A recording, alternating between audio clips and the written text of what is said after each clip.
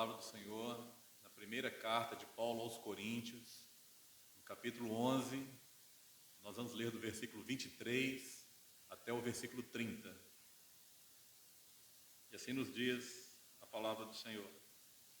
Porque eu recebi do Senhor o que também vos ensinei, que o Senhor Jesus, na noite em que foi traído, tomou o pão e, tendo dado graças, o partiu e disse: Tomai, comei, isto é meu corpo que é partido por vós. Fazei isto em memória de mim. Semelhantemente também, depois de cear, tomou o cálice, dizendo: Este cálice é o novo testamento no meu sangue. Fazei isso todas as vezes que beberdes em memória de mim. Porque todas as vezes que comerdes este pão e beberdes este cálice, anunciais a morte do Senhor até que venha. Portanto, qualquer que comer este pão ou beber o cálice do Senhor indignamente, será culpado do corpo e do sangue do Senhor. Examine-se, pois, o homem a si mesmo, e assim coma deste pão e beba deste cálice. Porque o que come e bebe indignamente, come e bebe para a sua própria condenação, não discernindo o corpo do Senhor. Por causa disso, há entre vós muitos fracos e doentes, e muitos que dormem. Bendito seja o nome do Senhor Jesus. Senhor Deus, fala conosco nesta manhã. Senhor, nos exorta a entendermos a comunhão com Cristo. Nós oramos no nome do Senhor Jesus. Amém, Senhor. Amém. Os irmãos podem sentar.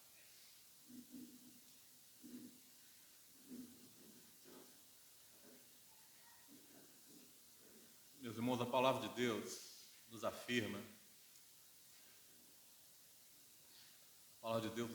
que a grande maioria, ou talvez a totalidade das nossas enfermidades, provém de nós não entendermos a mesa do Senhor. Nós não estamos falando aqui de enfermidades físicas. Se nós formos olhar a palavra de Deus, nós vemos que Jesus Cristo, ele andava enfermo. Isaías, no capítulo 53, vai dizer que ao Senhor agradou moê-lo, fazendo-o enfermar. Então Jesus estava enfermo. Paulo tinha um espinho na carne que ele clamava ao Senhor para que fosse liberto daquele espinho, e o Senhor falou: não vou livrar do espinho, porque a minha graça te basta. Timóteo andava enfermo com um problema no estômago, e muitos outros servos de Deus. Elias, nós podemos dizer que passou até mesmo por depressão.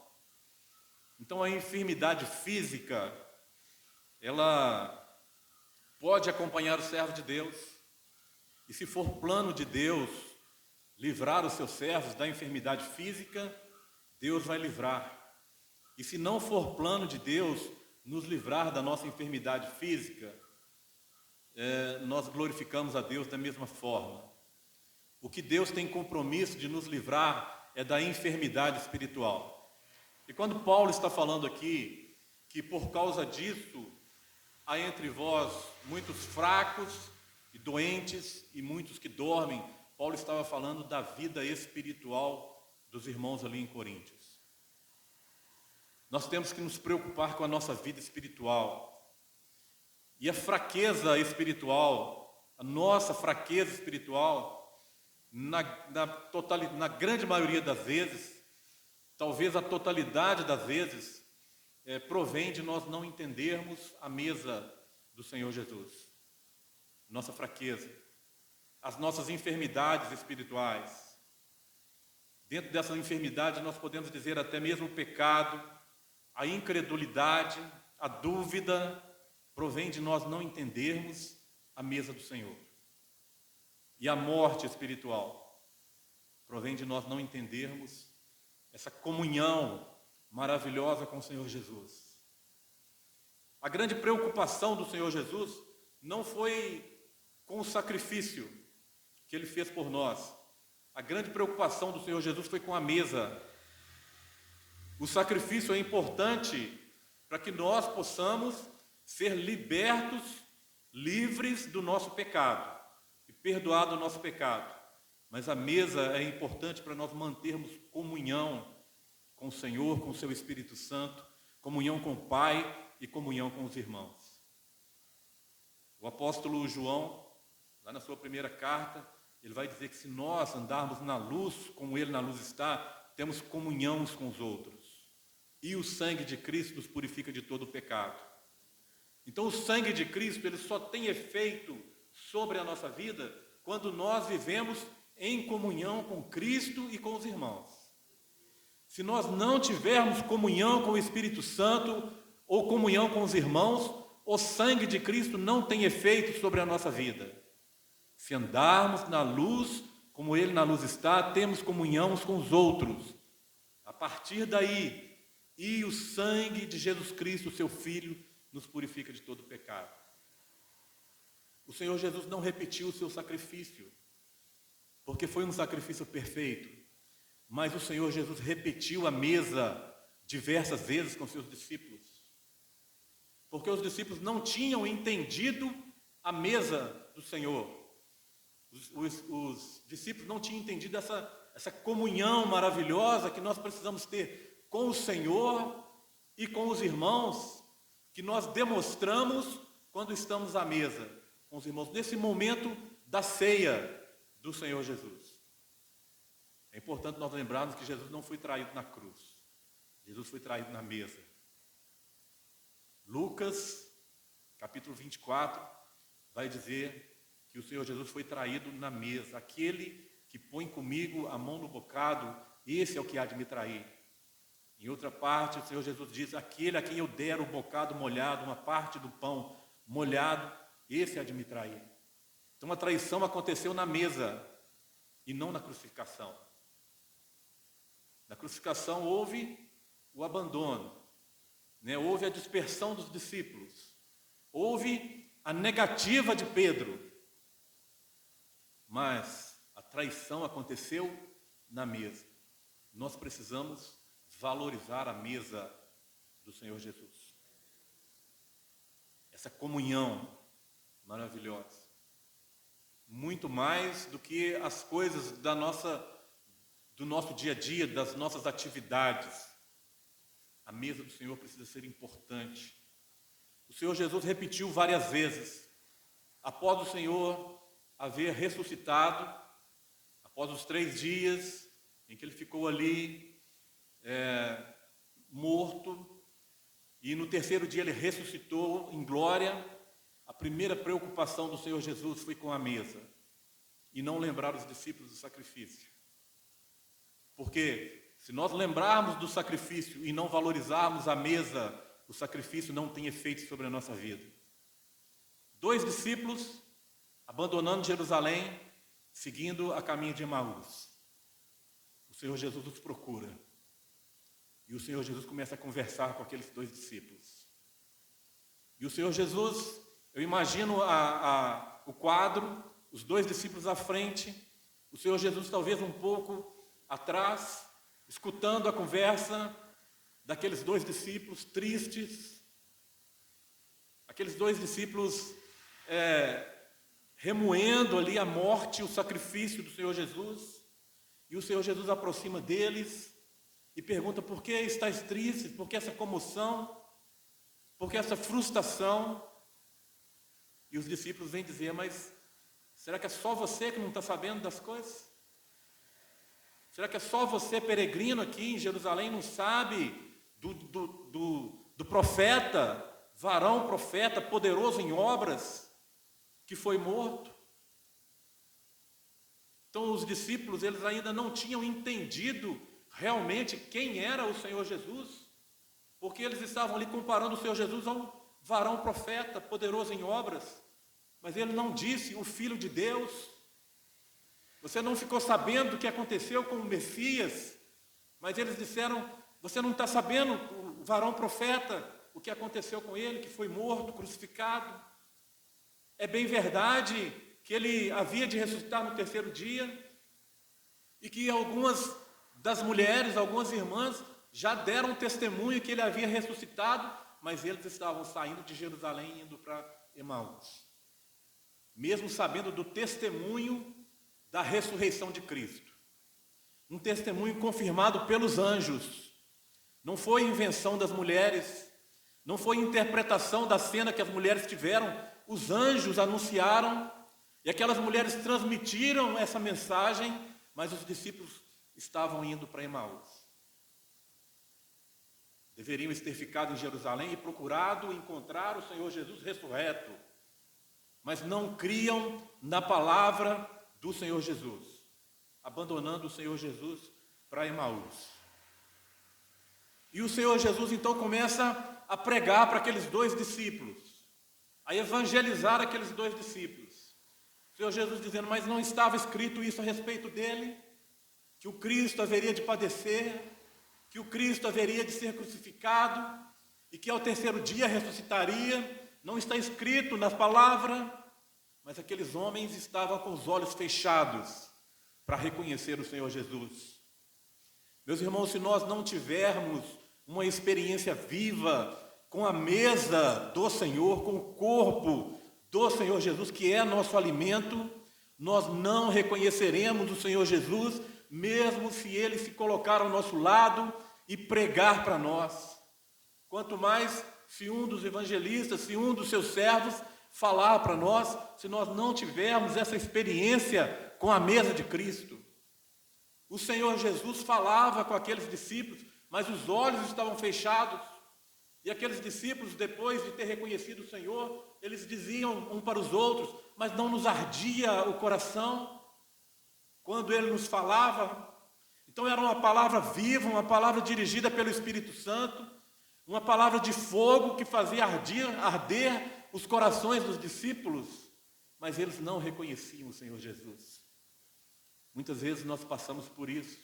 Às vezes as pessoas entram no nosso meio e dizem assim, eu até arrupiei com a mensagem, eu até arrupiei com os louvores, mas não viu o Senhor Jesus, porque os olhos estão tapados, porque não tem uma experiência com o alimento vivo, com o pão vivo que desceu do céu, não tem uma experiência com a mesa de Cristo.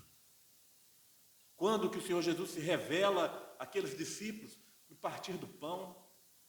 Meus irmãos, é na mesa que nós reconhecemos o Senhor Jesus.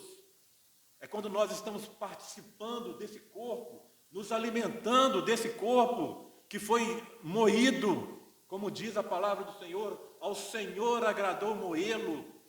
O corpo do Senhor Jesus foi moído por nós, e nós só vamos reconhecer o Senhor Jesus se nós tivermos uma experiência de nos alimentarmos diariamente da mesa do Senhor. Na crucificação houve a traição, a negação. Chega uma adolescente diante de Pedro, uma criada diante de Pedro e diz, você estava com ele.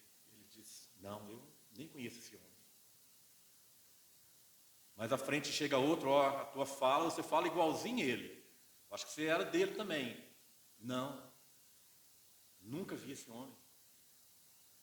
E mais uma vez, que Pedro nega ter estado com Cristo, na crucificação houve a negação, mas o conserto aconteceu na mesa.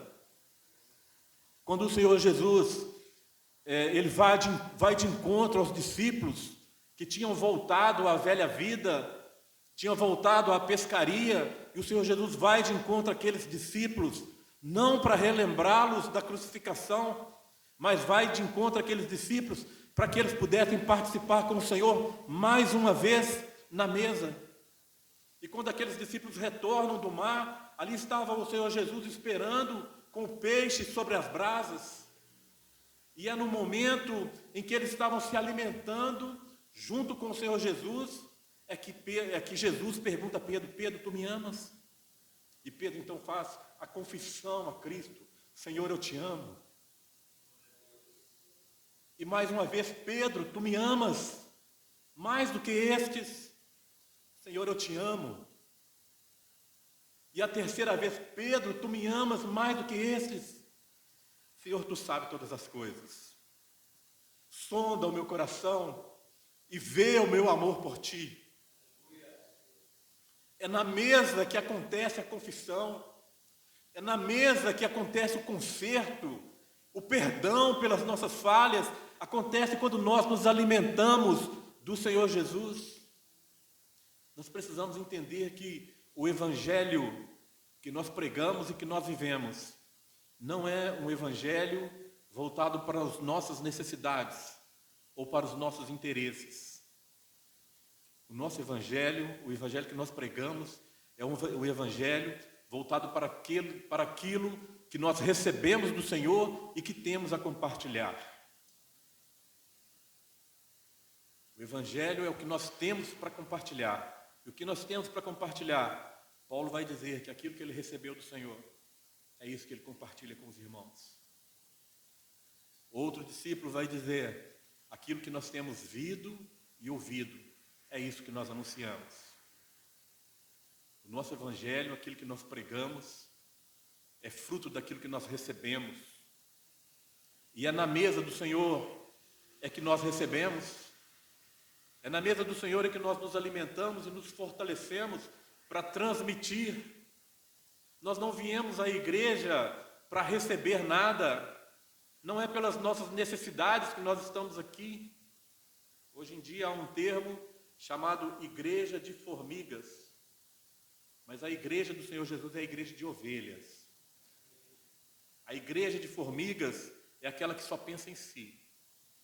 É aquela que apresenta as coisas doces. Se nós colocarmos aqui um bocado de açúcar, com pouco tempo virá uma formiguinha. Ela vai experimentar: ó, esse é doce. Esse evangelho é doce. Esse evangelho vai suprir minha necessidade. Com pouco tempo ela vai anunciar. E as irmãzinhas delas vão estar ali. A igreja vai estar infestada de formigas. Buscando aquilo que é doce. Buscando aquilo que satisfaz o seu interesse, a sua necessidade. Mas Cristo, ele fala de um rebanho de ovelhas. Há ainda outras ovelhas que não são desse aprisco, mas que eu haverei de ajuntar a esse aprisco. A ovelha é aquela que serve de alimento. A ovelha, ela fornece a lã, serve de aquecimento.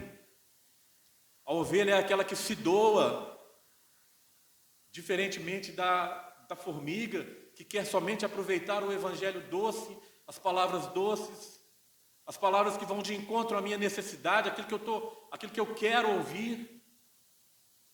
Mas o evangelho de Cristo é um evangelho de doação, é aquilo que nós recebemos e que temos a distribuir, a oferecer às outras pessoas que não têm. E isso nós só alcançamos se nós participamos da ceia do Senhor.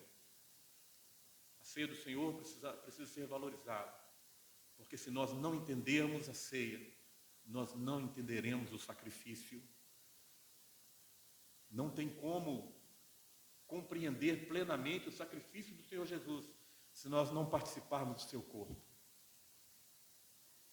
O Senhor Jesus, em um dos seus sermãos mais duros,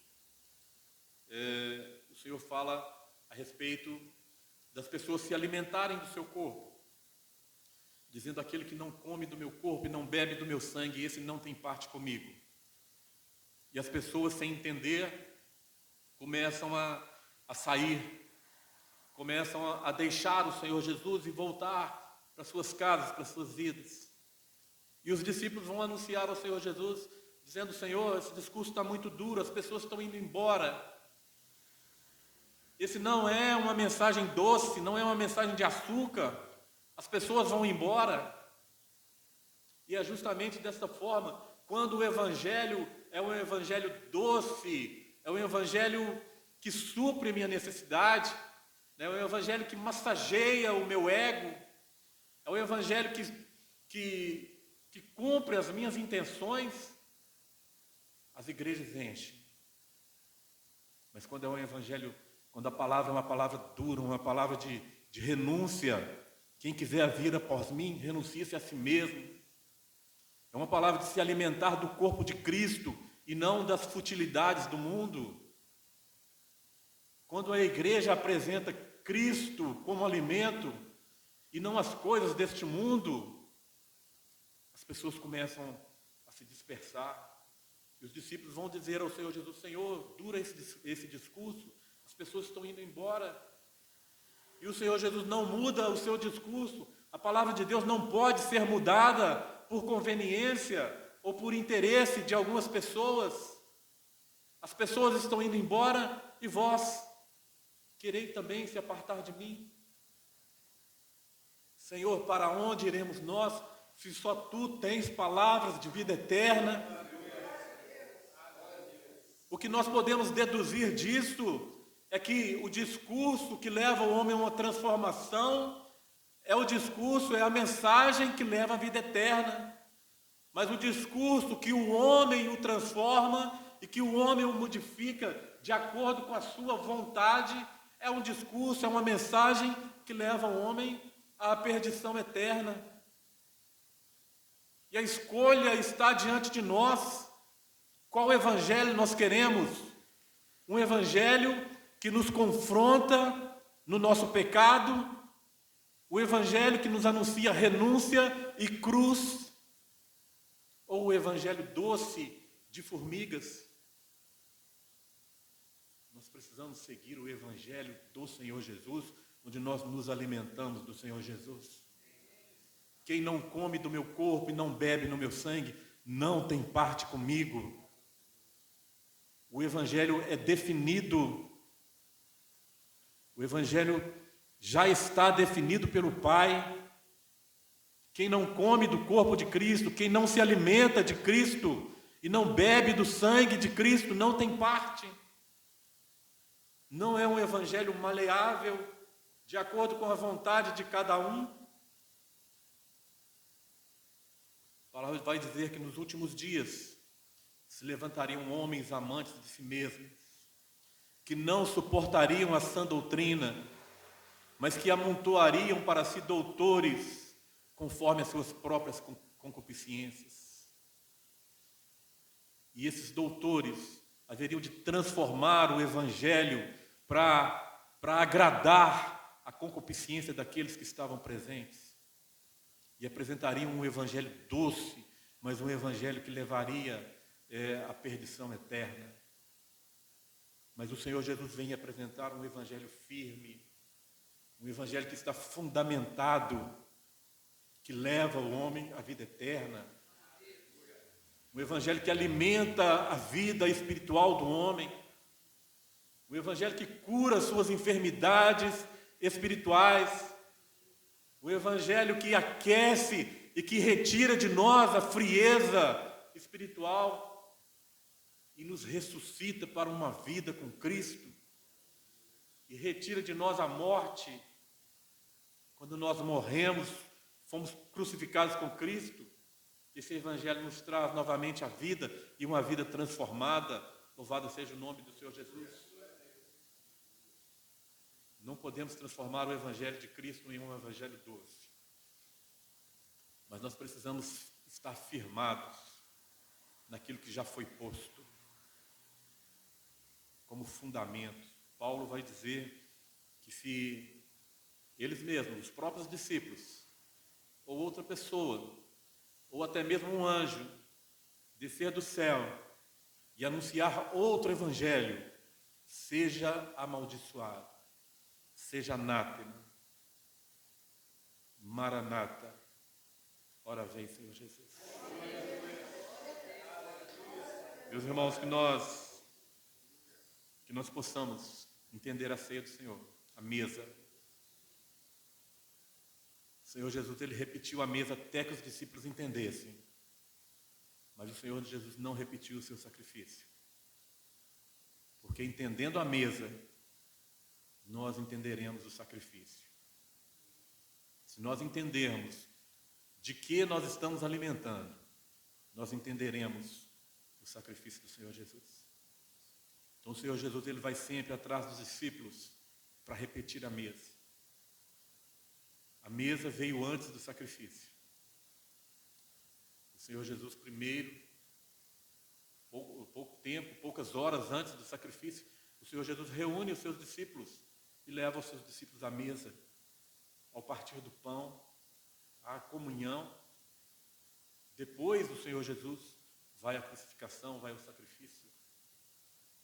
E o que nós entendemos na palavra é que os discípulos não haviam entendido aquele momento da mesa, onde o Senhor Jesus disse: desejei ardentemente convosco comer esta Páscoa. O desejo ardente do Senhor Jesus é que nós entendamos a mesa do Senhor, o alimento que o próprio Senhor Jesus preparou para nós. E por falar em preparar, quando o Senhor Jesus diz aos seus discípulos: eu vou para o meu Pai, preparar-vos lugar. E se eu for e vos preparar lugar, virei outra vez e vos levarei para mim mesmo, para que onde eu estiver, estejais vós também. O que o Senhor Jesus foi preparar? A palavra de Deus diz que o reino está preparado desde a fundação do mundo. Não é isso que diz a palavra de Deus? Quando o Senhor Jesus dá testemunho ali, então dirá também aos que estiverem à sua direita: apartai-vos, vinde benditos de meu Pai, e possuí por herança o reino que vos está preparado desde a fundação do mundo. O que o Senhor Jesus foi preparar? O Senhor Jesus foi preparar para nós um lugar na mesa. Porque a palavra nos diz que nós vamos cear na eternidade com o Senhor Jesus. Seremos servidos pelo Senhor Jesus na eternidade. E essa ceia que nós participamos aqui hoje nada mais é do que uma sombra daquilo que o Senhor Jesus preparou para nós, desse lugar à mesa com todos os irmãos. Com Cristo, nós participaremos da mesa com Cristo. Aqueles que já participaram com Cristo do sacrifício, aqueles que foram crucificados com Cristo, esses ressuscitarão com Cristo e participarão com Ele à mesa. Então a mesa é algo tão importante na nossa vida que nós precisamos colocar em primeiro lugar, alimentar do corpo e do sangue de Cristo. E o que é alimentar do corpo e do sangue de Cristo? O que significa isso na nossa vida, no nosso dia a dia, no nosso cotidiano? Como que nós vamos fazer isso? O Senhor Jesus nos ensina, quando o Senhor Jesus diz que o alimento dele era fazer a vontade do Pai. Meu alimento é fazer a vontade do Pai. Participar do corpo e do sangue de Cristo é fazer a vontade do Senhor Jesus. É cumprir os mandamentos do Senhor Jesus. É conhecer a palavra de Deus. É nos estar agarrados à palavra de Deus, apegados a isso. E não somente no livro, mas que as palavras desse livro estejam no nosso coração, para que nós possamos cumprir a palavra de Deus. Isso é se alimentar do corpo de Cristo. Ter comunhão com o seu Espírito Santo. É isso que o Senhor nos adverte nesta manhã. Que nós possamos valorizar. Hoje é um dia especial para muitos. Dia dos Pais. Quero deixar aqui as nossas felicitações aos pais, nossos parabéns aos pais. E a nossa oração é que Deus abençoe todos os pais, para que eles possam criar os seus filhos no caminho do Senhor. E que todos tenham uma família abençoada. Nós precisamos colocar a ceia do Senhor, a mesa, à frente deste dia. Seja qual dia for, nós precisamos valorizar isso. Quando nós colocamos outras coisas à frente da mesa do Senhor, nós estamos revelando ao mundo que nós não entendemos o sacrifício. Nós estamos dizendo que a ceia, ou participar dessa ceia, nós teremos salvação por isso. Não é essa ceia não vai nos salvar. O que vai nos salvar é nós crermos no Senhor Jesus. Então a nossa salvação não está atrelada a isso, mas o nosso testemunho está atrelado a nós valorizarmos a ceia, a comunhão com os santos, a assembleia solene está atrelado ao nosso testemunho. Não é porque alguém deixa de participar da ceia que, se o Senhor Jesus vier naquele mês, né, nós não vamos ser salvos, né? Não é nada disso que nós estamos dizendo. Não é nada disso.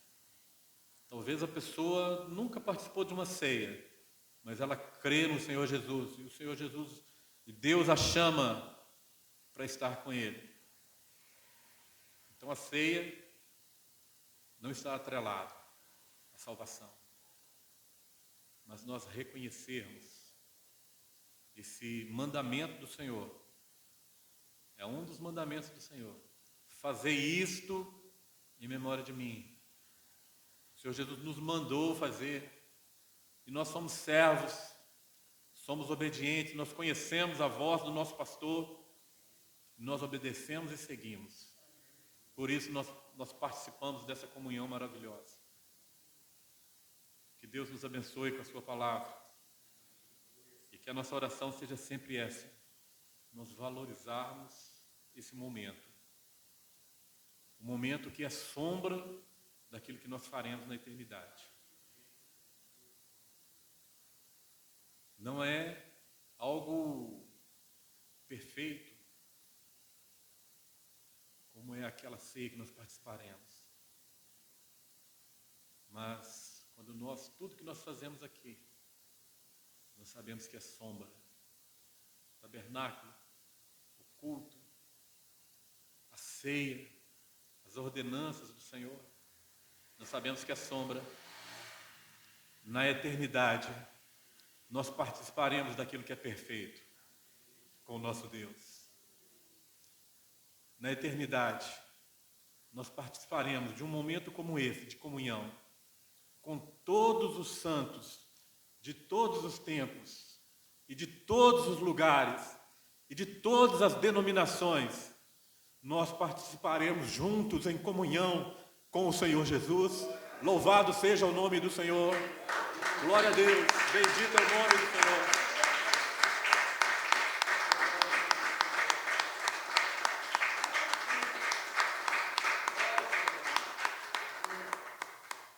Santo é o nome do Senhor Jesus, que nos chamou para esse momento. Não é uma tradição da igreja bíblica cristã. Todo segundo do mês nós temos ceia. Não é tradição. Não é liturgia. É um mandamento do Senhor Jesus. E Ele tem nos chamado a participar dessa ceia. A palavra nos diz: examine-se, pois, o homem a si mesmo, e assim coma deste pão e beba deste cálice. É comum nós vemos na igreja pessoas que não participam da ceia naquele dia. Muitas vezes por um peso de consciência. Mas o que eu posso dizer é que aquele que participa da mesa, ou melhor, daquele que não participa da mesa, é porque ele não entendeu a mesa do Senhor. E não tendo entendido a mesa, também não entende o sacrifício. E não reconhece que o sangue que foi derramado ali é capaz de perdoar todos os seus pecados e torná-lo apto a participar com Cristo dessa mesa. O desejo de Jesus Cristo é que todos participem. Examine-se, pois, o homem a si mesmo, e assim coma deste pão. Então, o examinar do homem não é para não participar, pelo contrário, é para participar. Examine-se, pois, o homem a si mesmo. Eu vou dar aqui alguns exemplos de pessoas que se examinaram diante de Deus. O ladrão ali na cruz é o mais clássico, né? Ele diz ao ladrão que estava do outro lado: Será que você não teme a Deus, estando na mesma condenação? Este está aí sem pecado algum, mas nós estamos aqui porque os nossos atos, os nossos feitos nos trouxeram até aqui. Quando aquele homem ali, ele examinou a sua vida, ele viu que a sua vida era uma vida de pecados, era uma vida contrária à palavra de Deus. E qual que foi a atitude dele? Senhor, lembra-te de mim. Ele não pediu nem mesmo para entrar com Cristo na eternidade. Ele pediu apenas que o Senhor lembrasse dele. Nós louvamos a Deus porque o Senhor não tem nos esquecido. Bendito seja o nome do Senhor. Então, quando aquele ladrão, ele examinou a sua vida, ele só viu coisa que não prestava. Mas ele viu diante de si a oportunidade de fazer um acerto com aquele que é justo e perfeito. O publicano e o fariseu. O fariseu, ele vai ao templo orar e também vai junto o publicano. O fariseu era aquele religioso e o publicano era considerado pecador. Tanto que quando Jesus entra na casa de um publicano, todo mundo condenou. Olha lá, está entrando na casa de um pecador. Era a fama dos publicanos.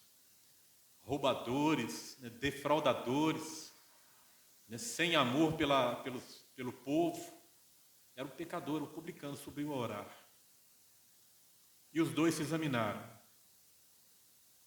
E o fariseu, ele ora e diz assim: Senhor, eu não sou como esse. Esse aí é pecador e eu não. Senhor, eu oro, eu jejuo, eu dou o dízimo de tudo. Eu sou diferente desse daí. E quando o publicano, ele examina a sua vida diante de Deus, ele não tinha coragem, a palavra nos afirma que ele não tinha coragem de levantar a cabeça, de levantar os olhos aos céus, mas ele estava ali com a sua cabeça encurvada, reconhecendo o seu pecado, reconhecendo suas falhas, e a oração dele era: Senhor, tem misericórdia de mim, que sou pecador. E a palavra de Deus nos diz que esse desceu justificado, e não o primeiro. Então, quando Paulo fala, examine-se, pois, o homem a si mesmo, é para nós reconhecermos a nossa necessidade da misericórdia de Deus. E Deus há de agir com misericórdia sobre as nossas vidas e justificar as nossas falhas no sangue do Senhor Jesus, que foi derramado em favor dos nossos pecados. Examine-se, pois, o homem a si mesmo. É nosso momento de nós nos examinarmos e reconhecermos a nossa condição de fracos, de pecadores diante de Deus, e reconhecermos que nós temos um advogado justo para nos justificar diante do Pai. E o Pai há de agir com misericórdia sobre a nossa vida. Assim nós podemos comer esse pão e beber esse cálice.